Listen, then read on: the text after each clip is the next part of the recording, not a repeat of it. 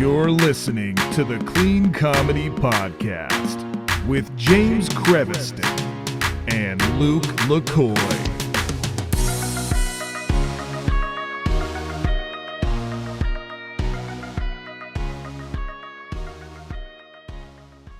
Hey, everybody. Welcome to the Clean Comedy Podcast. It's James. I'm here today with my co-host, Mr. Luke LaCoy. Hello. Now, I'm sorry, guys. I lied to all the listeners because I said Luke wasn't going to be here anymore, and I was wrong about that, right, Luke? Yeah, I'm here.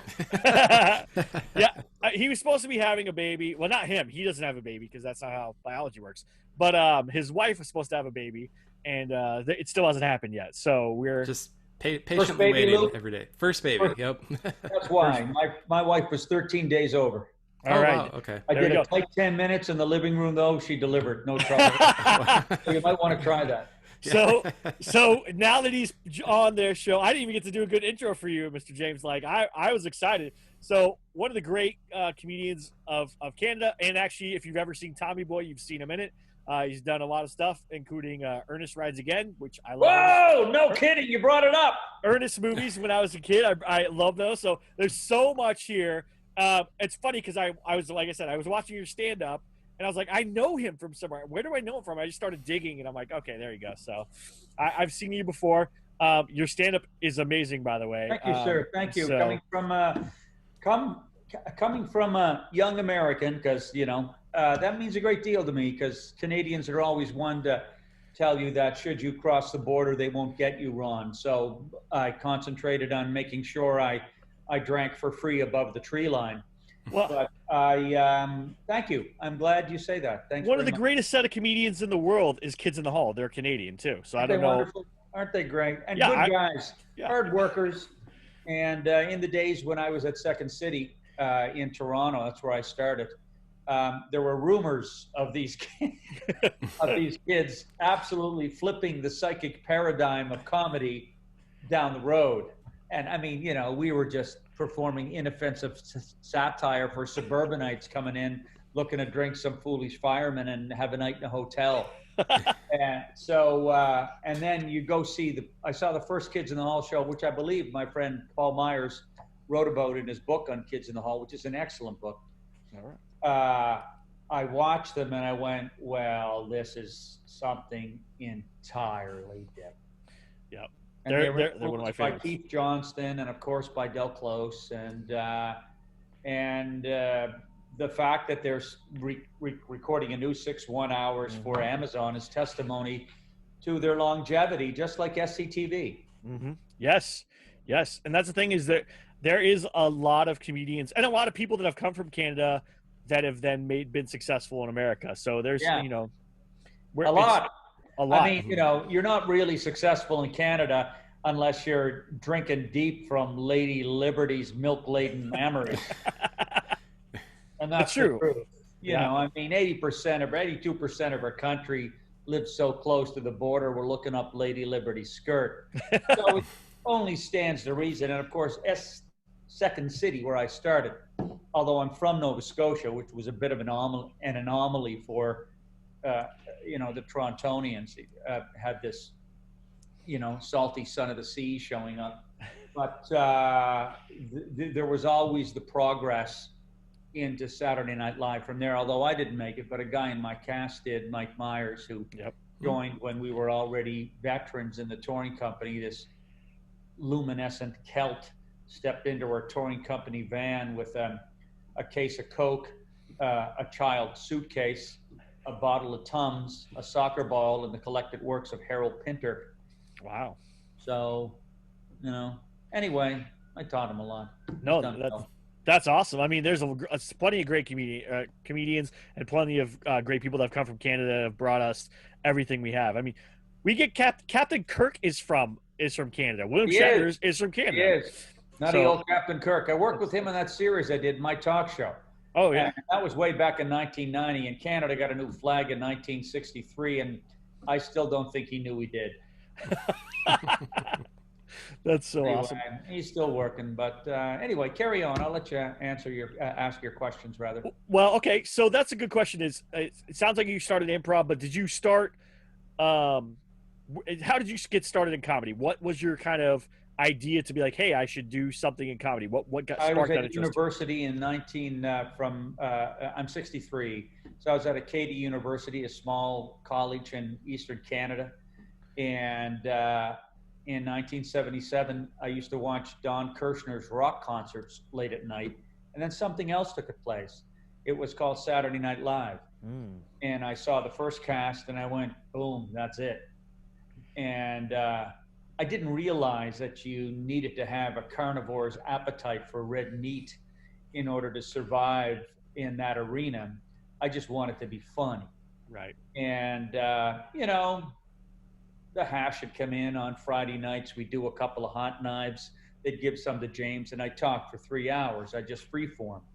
And of course, now, there's none of that in my life. But when I was a 22-year-old freshman or sophomore, I was channeling my muse, and I took a couple of theater courses. I was in some plays. I did well, but really my spirit and my mojo were stoked the most when I was just riffing. And I didn't realize that that was the beginning then, because there was no infrastructure at all for stand-up where I was. Maybe an old Irish dude telling jokes in front of a band before they started, but there wasn't the infrastructure or the respect for the form that I'd witnessed on television. Those great summer replacement shows when I was 16 years old, Richard Pryor show, Smothers Brothers were still on, and Jonathan Winters had his replacement show, which was, even today, if you can find it, it's genius. It is. So I, and of course, like anybody of my era, I listened to Carlin's albums, and then and even Cosby in the early days, and then I graduated toward when the form began to change, and Robin Williams put out his first album, Reality, What a Concept. Once again, that also shifted the paradigm. And there's been, I feel very fortunate to have been witness to the stages of the art form making these changes. And then eventually I moved to Toronto after graduating with a degree in history. I auditioned for Second City a couple times. I got in, and I've never had to work a Joe job since. Although if COVID continues to keep my province in a headlock, I might be bartending again. But I've got a big tour. I mean, we got the Delta variant loose up here now. Yeah, we do too. So, yeah, you guys too. So, and then there's Mu. So theaters are getting cold feet, even though we have vaccination passports. And then there's the hidden variable, of course, of whether the audience is going to be comfortable enough. Anyway, I got into Second City, the touring company, 2 years there. Then I was with Mainstage. Then I did what every journeyman actor in Second City does, commercials, guest stars, things like that, and moved to LA. And now I'm talking to you because it was Los Angeles and the cancellation of a show I went down to do, and the year and a half of unemployment chasing the sitcom dream that made me realize the individual is responsible for their own happiness. And during that tenure, threw my name in the hat at Ventura Boulevard coffee houses and started writing what would become my first one-man show that changed my life. I had a wife and a young daughter at the time, and came back. We had another one. That's when I did Ernest, gave me a little bit of wind in my sails, was able to pay off debts. But mostly, I learned that I got to put pen to paper and make sense of the world on my own terms. I love that. I love that. Your style is great because you add noises and effects and whatever. You remind me, like, Tim Allen was one of the first comedians I was ever really exposed to. He's great in his day. Yeah, and he would make noises and stuff too a lot with his things, and you do that as well. And it's just so good to see. I've never been able to do that. That's not really a thing that I can do on stage. I can't bring that because I feel awkward doing that. But you make it so natural. How did you do? Is it your improv background that made that simple? Yeah, absolutely. Okay. And standards. And I think that you have to. It's mandatory. Excuse me. to structure an eclectic buffet, lay out an eclectic buffet for the audience. I also love the way words trip off the tongue and tickle the ear as well as the funny bone. I mean, I've got some Trump rants that I was at the top of my game when the Orange Mutant was at the helm. And I'm very proud of those Trump rants on YouTube because they were complex, alliterative rants that said a lot, but ultimately always landed on the laugh. Okay. And in a Second City show in the old days, we had serious two-person relating scenes, more or less. We also had silliness. And we had, in fact, one of the guys in my cast who's in Space Force now, Donnie Lake, one of perhaps the best, one of the quintessential improvisers of his generation. I call him the Fred Willard of his generation, actually. Ooh, wow. No, it's an accolade that he is very worthy of. And I mean, went on to write all those shows with Bonnie Hunt. They were writing partners, and a Salt of the Earth person as well. I mean, you know, we'd have the silly, and then we'd have the serious, we'd have the cast scenes. But ultimately, the thing I took from that place, although it was a Machiavellian minefield of competition and political foolishness, were standards. And then from that kernel of Del Close's statements, play to the top of your intelligence, I incorporated that into my stand-up. But it took a long time. It took a long time to blend the silly with the serious and the alliterative with the joke. I've been in the game 25 years in stand-up, but I will say, you know, people say improv and stand-up very similar. Not so. Different sides of the same coin.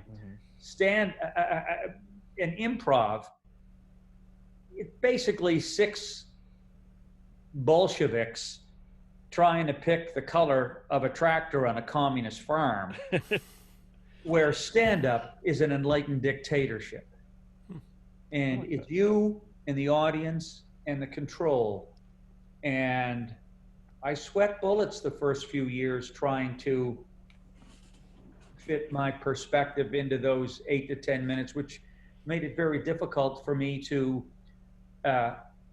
although I eventually did several concerts there and performed 7 times the infamous Just for Laughs festival. But it took a while, and it takes a while. And that's why I said in the book, you know, the first hammer a carpenter picks up, he doesn't build a mansion. And the first year's worth of great sets a comedian has, he doesn't get an hour special. That's right. I wish more comedians actually remembered that, or like would take that advice, because too many of them go, all right, I made people laugh in the open mic. I have a great 5 minutes. When am I going to be on Netflix? When am I going to get my HBO? I hear that here too. Yeah, Speaking of Netflix, I'll tell you something. It's interesting. All right. You're always singing for your supper, brother. So SCTV 4 years ago now, God, it's gone so fast. They're doing the Netflix special at the Elgin Theater in Toronto, a great old vaudeville house that holds 2,500. It's where I performed when Conan O'Brien came up to save us from SARS. And everybody was telling me then, oh, Ron, the phone's going to be ringing off the hook. Didn't. I killed. I mean, it's nice to look over at the band who's seen more comedians than you can imagine and see the drummer who plays for Springsteen laughing his ass off at a bit I did. I thought, okay, I'm taking that home, right? And it's fuel for a long road travel. Anyway, speaking of Netflix, so I get asked to do audience warm-up for the SCTV special for Netflix. Nice. Martin Scorsese's directing. Jimmy Kimmel is monitoring. And everybody's there, except, of course, the deceased John Candy. So I go out, I'm supposed to do 10. I think I did 15, maybe more. Slade said, wow, that's good. Came backstage, it was done. Compliments, good. I go, let me watch the show from the wings. Standing from the wings. And this guy looks down at me, spoke 6'7", got a multi-millionaire's haircut. If you can imagine. Because that was a very good set. I said, thank you very much. I know who it is. It's Ted Sarandos, head of Netflix, worth $6.3 billion. Wow. And he looks down from the height as only the patriarchal height is only a $6.3 billion individual can. He said, that was a great set. I said, well, you've seen a lot of great comedy. He said, yes, I have. And that was a great set. And I thought, wow, man, I'm 60 years old. I've suddenly got the key to the kingdom after 25 years in stand-up and 42 years in the business. Yeah. So there's some minion beside him, right? And she throws one of those surly stink eyes at me that those kind of people who are close to power always do. Leads them off. Oh. I try to follow it up. I haven't had an agent in 25 years, so I had nobody to beat the bushes for me. And as I said in the book, I said, they say that age is just a number. But in television, if that number's over 50, it's got COVID. So, and I'm not bitter. It's a reality. Right. It's just a reality. And, you know, I did 9 one-hour specials on CBC, and they were New Year's tradition. They had a great spot on New Year's Eve, 9 o'clock, sweet spot. And we'd shoot them in front of a live theater audience. Had a nice casino gig down in Niagara Falls with, 3,000 in the theater. And they did, for Canada, this is a huge number. Yeah. They did 1.4 million viewers every New Year's. That's great. So I was canceled a couple of years ago. And they said it was a budget thing, but it wasn't. You don't cancel somebody who's got those numbers. If they're getting the numbers, then you keep them. So I assume it had something to do with age. And that's okay. But what irked me was they never gave that slot to an aspiring young comedian, some incendiary young voice, some indigenous, we refer to them as indigenous people here. I know you still use the term Indian in America. And that's not to degrade you, but I know Indians in America even call themselves Indians, American Indians. Right. But here it's indigenous. I mean, there's great issues that need to be addressed. And if comedy's function is to speak truth to power, then they must hold them to account. But I read that autobiography on Richard Pryor a couple years ago, bro. And it's pretty good, And who was really the incendiary voice of my generation? Now, I was a white guy. Right. So I can't imagine how great his voice must have been for black people. As Cornel West said, Richard Pryor is the freest black man in America. And, but George Carlin is driving with Pryor's manager at one point. This just stayed with me. And he said, where would we be without HBO? And now Netflix, I don't know, seems cookie cutter, all the different specials. Yeah. It's pumping them out, man. Mm-hmm. Anyway, we always had exemplary production value in my specials, and they were an event, and I'm proud of them. And I worked with 2 wonderful writers. Well, no, 3 actually. When Dad passed away, Pete Zedlacker came in too. Scott Montgomery and Paul Pogue, good buddies. We'd written for a long time together. And it was a great experience, and they made me a better comedian. So any comedians out there listening who are proprietary about their work to the point where you don't want anyone else saying anything, you're doing yourself a great disservice. Yep. You should have somebody you trust and somebody who's just as funny and doesn't have a hidden agenda and isn't jealous, all that sort of crap.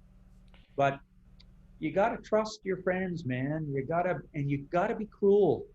You got to be cruel with yourself. You can't hang on to the same bit just because you like it. The old adage, kill your children, boom, out the window. That's right. Makes you better. We just read.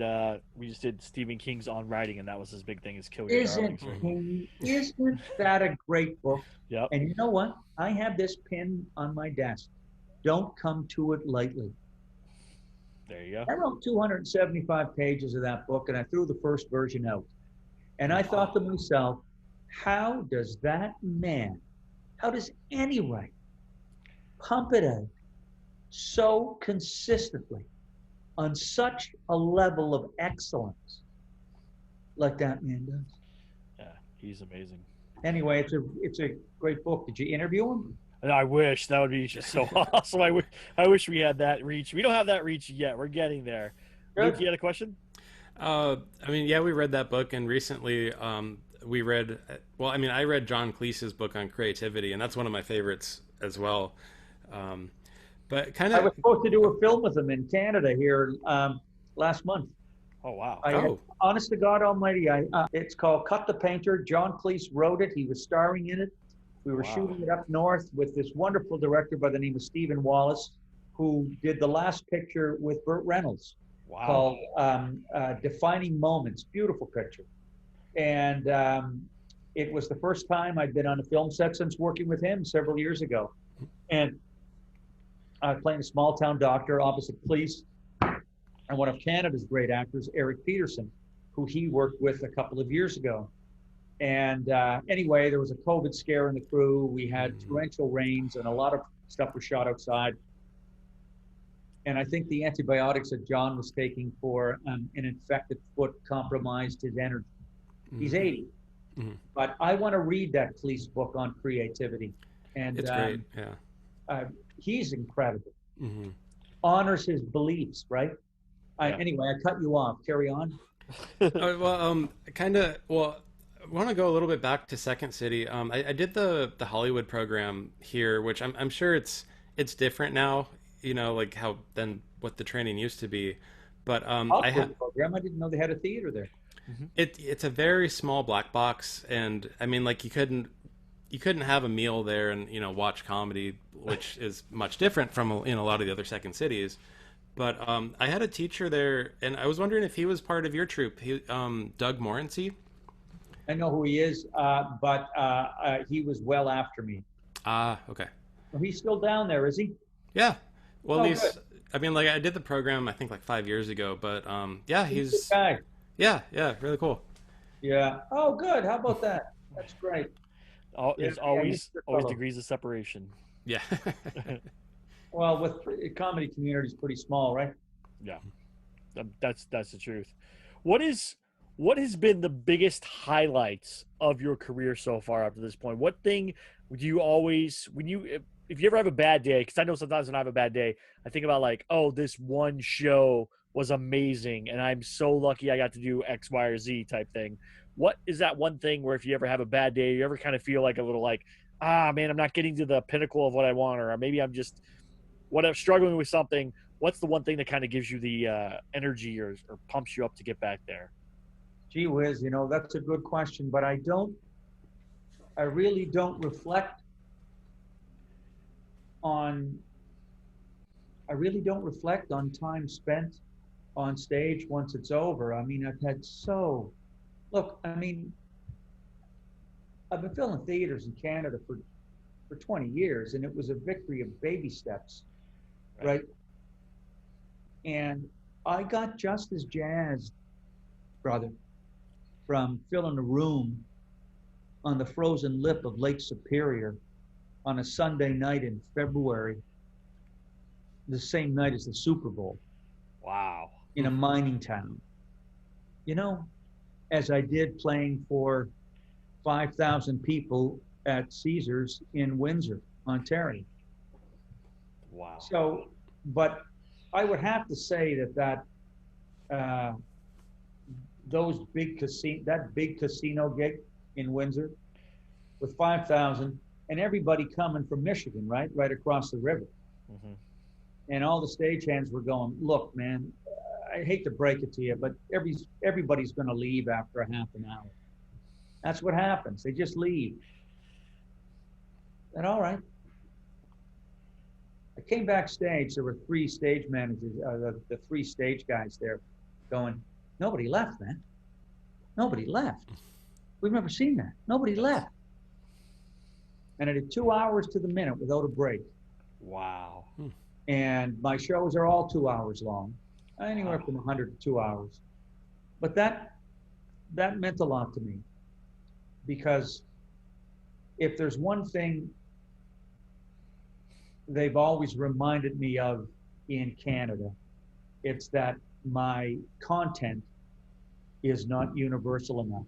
Now look, I didn't want to go down to Bud Friedman's Improv and intro myself and fight my way up at 50, which would have been 13 years ago, for another career. I had 2 children here. I had a good career going on.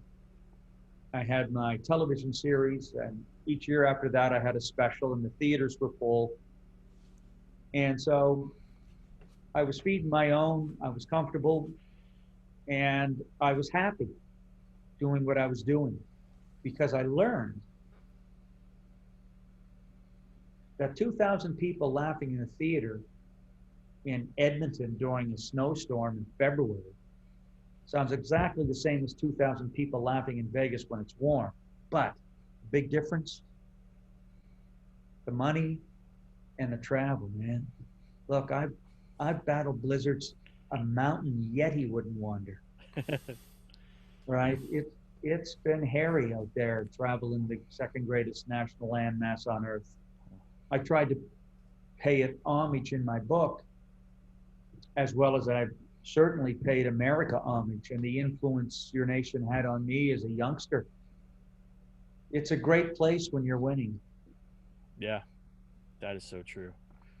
This is eye-opening, because it really makes me feel like there's no one path to anything. There's not, and success for one person is not success for every person. Correct.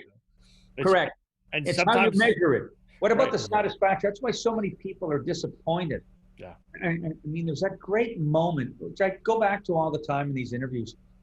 Orny Adams is whining at the back of the club, and Seinfeld just, what's your, yeah, no, my parents, you know, wasting my life, my friends, you don't know. It's like, shut. And Seinfeld looks, he goes, "You're doing what you love, aren't you?" Yeah. Which is it. It's it.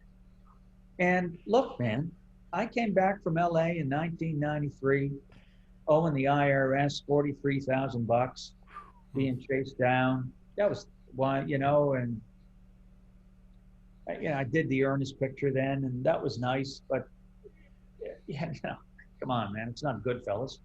It's Ernest, and it didn't exactly springboard me into anything else. But I knew what I'd have to do, which was amateur night again. I'd have to prove myself again. Yeah. And you're constantly proving yourself. I got to prove myself again now. COVID. I got to go back out and try to gauge what in the name of sweet dying Jesus people are going to be willing to laugh at. You know, I didn't do a lot of sex content in the show. I mixed it all up. You know, a little bit of political stuff, memories of growing up, childhood, what's going on in society, cutting a swath through things, midlife. You know, you mix it all up for everybody. But with how polarized and fractured and nutty it's got. Yeah. I'm doing a podcast last week, and the guy told me that his buddy was charged by a guy from the audience for making fun of QAnon. Wow. That's insane. But let me ask you guys, was it always simmering? Was the madness always on a back burner? I mean, every now and then you could, you know, it started, you know, the third gunman on the grassy knoll, you know, took a Sasquatch, alien abduction. Was that the sediment? Was that the foundation for, whoa, Hillary Clinton on a broomstick feeding snatched Republican babies to those couple of giant Jesus lizards living in the basement of the White House? You know, there is, I forgot who said it, but there was someone that said that It's not that the world has got crazier. It's just that crazy people now have a way to voice their opinions on platforms all around the world. So the internet made it so anything can go out anywhere to anyone. It's a pro and a con, right? It's just like the internet is used for tons of good things and tons of bad things. TV is used for tons of good things and bad things. Too, the visceral, uncompromising hatred. Yeah. And that's the thing, is being able to talk to other people and have that conversation to get to know where someone's coming from doesn't work in 240 characters, right? On Twitter or whatever. It's just you can be as visceral as you want and hide behind your keyboard and say whatever you want to other people. I steer clear of Twitter. Yeah, same. But I like Facebook. I'm a boomer. And, it's always nice to know how bald and chubby everybody you went to high school with. That might be the best part of Facebook, actually. It is. It is. If you be my friend, wasn't fond of you in grade 6, picking freak. Not going to sign up now. What's the other one?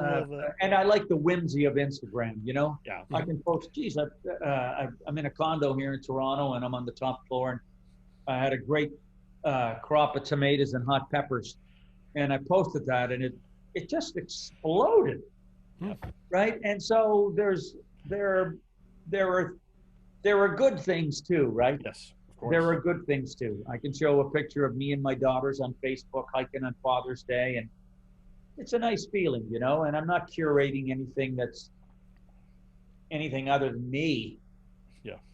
So anyway, the internet lets people find their tribes, but sometimes, you get sucked down rabbit holes into weird stuff, and you can start having weird stuff. And just, that's the internet. I mean, unfortunately, that's the way it is. And now, twitchy in front of something.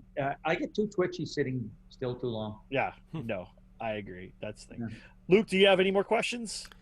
I did. And then we've gone through a lot.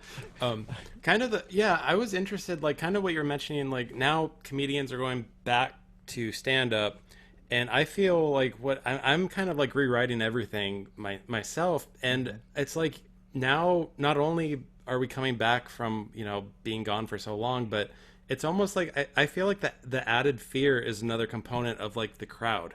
So like you have to win the crowd over now, but now it's like in most places they're spread out, which doesn't help. And then it's like, yeah, they're having a fun night out, but always in the back of their mind, like, are we going to get sick from doing this? Are we going to be sick from getting outside the house? So it's interesting to see like how that's going to affect. There's an awful lot of plates spinning, isn't there? We got a lot of plates spinning. Mm-hmm. And I think more than any live performers, we're the ones who are walking the minefield. Yeah. I mean, you're a musician. You can come out. Lyle Lovett is still doing shows from his living room. He can still his songs. Hyatt can still sing Tennessee Plates and kill.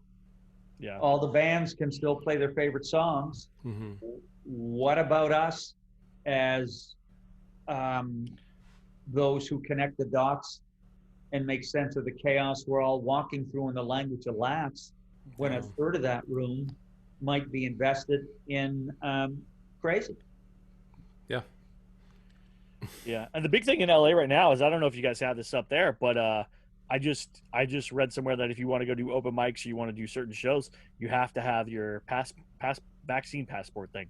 So now they just introduced that here. Yeah, so that's going to limit some people. There are still people out there that are fearful of that, and so I would hate to see a comedian's career be taken away from them because they have a different worldview. I'm not saying right, wrong, or indifferent. I'm just saying we shouldn't be being punished for our worldview. Not me per se, but like there are a lot of people out there who are still hesitant, and I can understand that. Very interesting point. Yeah, sacrifice for the greater good is imperative in the face of this pandemic. But people are also fearful. That's another fear on top of the COVID fear, right? Of like, I know people who've ingested every drug known to man, and they won't take something from Pfizer. Yeah. That's true. No, I'll take a boner pill, but I'm not gonna shoot myself up with that. I mean, when the option, I mean, you've already had people dying of that Invectoron? What is it? Oh, the isn't like the cattle Yeah, it's thing for or worms and horses. deworming thing? Yeah. That's right. I forgot about that. I don't usually read Twitter, but Conan had a great joke the other day. It said, my horse has worms, and they went to the vet, and the only thing that's on the shelf are COVID-19 vaccines. That's such a good joke. That's funny. I think that, look, when me trumps we, everybody loses. Yeah. And in World War II, people had victory gardens. In World War II, people channeled a sense of community spirit. Did you know that Ford had a plant in America that pumped out more tanks a month than the entire Third Reich did in a year? Yeah. You know, I mean, when Japan cornered the rubber market, 90% of the rubber market, in a year and a half, America invented a product that was synthetic rubber that was 50 times stronger than the real rubber. Yeah. I mean, this kind of can do together and move forward. And I mean, that proactive ingenuity your country is synonymous with was very inspiring at a point in time. And so much has changed. Changing here too, you know. I mean, we always prided ourselves on being the peaceable kingdom, and you know, we have several parties here, not two, but the mobs that are greeting Justin Trudeau or Prime Minister, some of the mobs are just hateful. They're exactly like the Capitol mob, only there's less buffalo head helmets. Makes sense. So, yeah. Well, Yeah. what would a lot be of your people dressed as a lot of people dressed as angry beavers up here. I might like to see that, actually. I'm not gonna lie. That might be a good thing. I think I've that'd be seen a funny. few angry beavers in my day. I'm 60. If you could go to the young version of yourself just starting in comedy and give them one piece of advice, what would that one piece of advice be? Life is all about the long haul. Be patient That and is work hard. that is But wise. thank advice. you. I've always had a great work ethic, thanks to my mother and father, born in the dark days of the Great Depression, when the light at the end of that tunnel was the carnage of World War II. Yeah. And nothing came for free, and working class. Not to say that that's a ticket to hard work. I know a lot of lazy people born into working class families, and a lot of hardworking people born to affluence. But life is all about the long haul, because you want to catch lightning in a bottle. And the industry that we're in praises you, right? Mm-hmm. Look how quickly you're discarded. But see, one of the things in Canada, we don't have a star system, okay? So you're not going to grab a comet to a trajectory of fame where from obscurity you're going to be propelled into a level of interstellar affluence and fame where there's 40-foot billboards of your noggin on Broadway. Right? I mean, but it's also benefited us, because that's why Scientology never really took hold here. Mm. I mean, you know, there's no equivalent of some gone clear Tom Cruise deity telling you that Xenu dropped 10 million of his people into an active volcano 5 million years ago from DC-9s.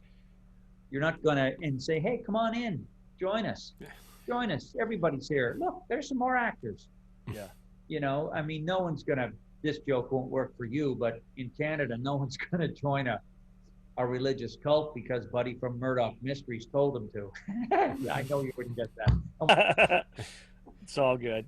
Well, Sure, it's called clean comedy, and I've dropped the F-bomb a couple times. that's okay. We have You don't editing have a lot of software. Christian followers, do you? We have editing software. We do. We have. Yeah, we have good followers for that kind of stuff. We try to always. Yeah, we try to stay clean. We do have done church shows. We do all kinds of stuff. We do everything. So I do a lot of church material in my show, because Episcopalianism in America is called Anglicanism here, and we're the Church of England. And so I used to go to church every Sunday, and there was always 4 old girls in the front of the church, right? who just like to show up, wear fancy hats, and pass gas. It's just odious. But I always got mileage on memory. This is what I love. I love the universality of experience. That I can tell a story about going to church with my family in Halifax in 1969 and have somebody at the other end of the country relate to it. Not somebody, a theater of 1,500. Yeah. Right? Yeah. And I think that's the most redeeming feature of comedy, is the unifying factor that you've got. The world is so fractured, and I've been saying this even before COVID came.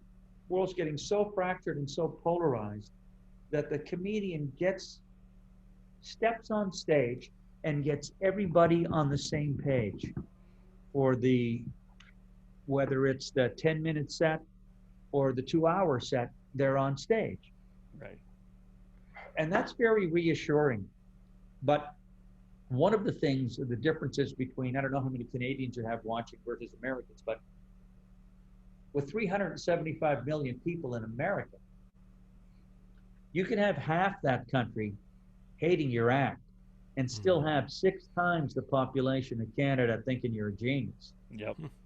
So, but the club circuit is far healthier there. I've got some buddies who've done really well down there, and they've made a great living on the club circuit, and they're excellent comedians and good people. And but I will say there's always that bittersweet feeling of, boy, what if I'd have stayed? But you know what? There's no way that Los Angeles I was in '93, threw my name in the hat at Bud Friedman's Improv on Melrose in January, got on stage in Santa Monica in April, with 30 other people, and I got 5 minutes. Yeah. And I thought, I'll be working this out, a wife, a daughter to feed. It just wasn't feasible. Yeah, no. So I came home, and the lessons that I learned in your country, I applied them here, and it made all the difference in the world. That's awesome. Yeah, Canada is our second largest listener base. So obviously America is number 1, Canada is number 2. Believe it or not, India is number 3, and then the United Kingdom is number 4. So. Oh, really? India before the United Kingdom? Cool. Yeah. It's actually comedy is growing in India. It's becoming a bigger and bigger thing.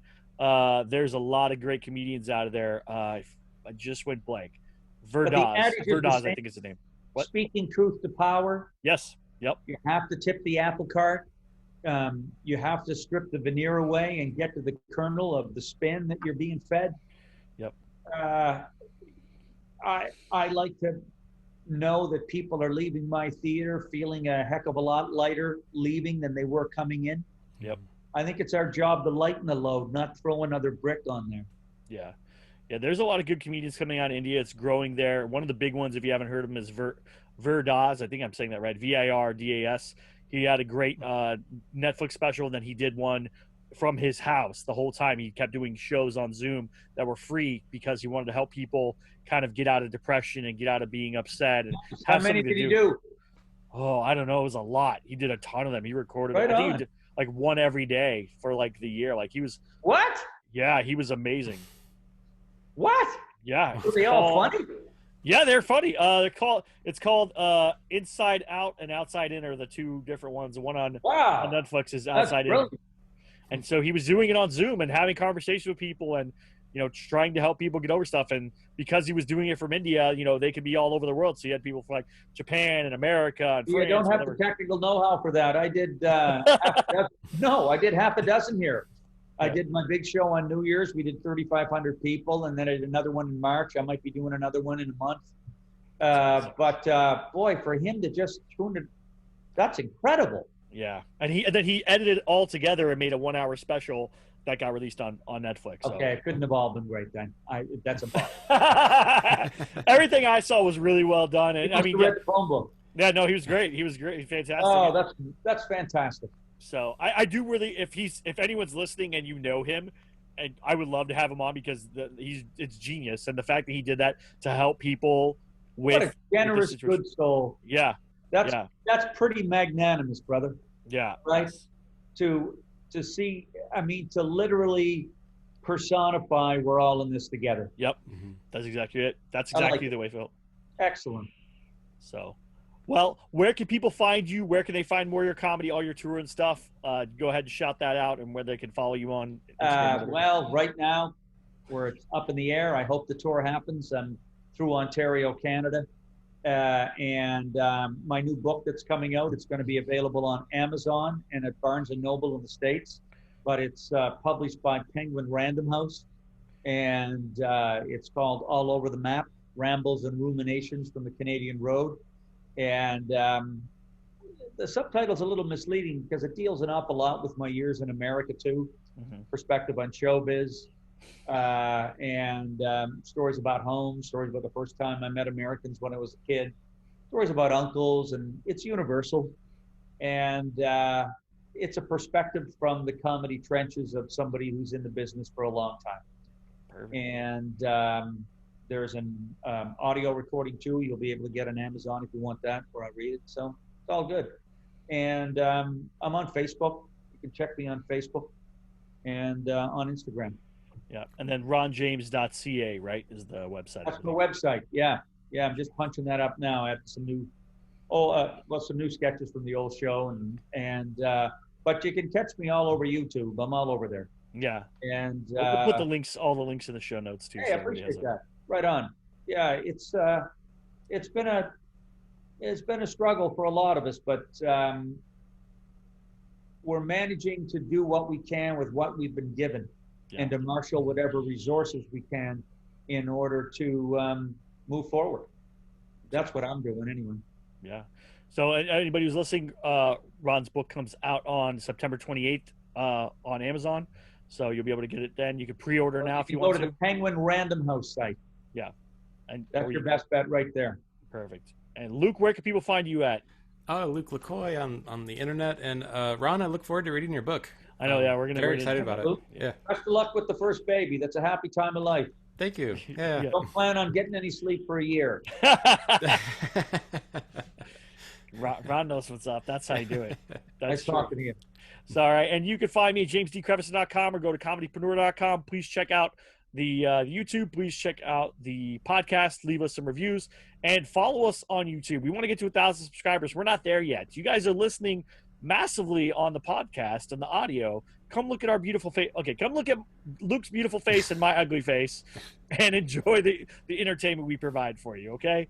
Thank you guys so much. Thank you, Mr. James, again for this. I appreciate it. You're good, guys. Thanks a million. Thank you, guys. Thank you, everybody, for listening, and have a good one. Bye.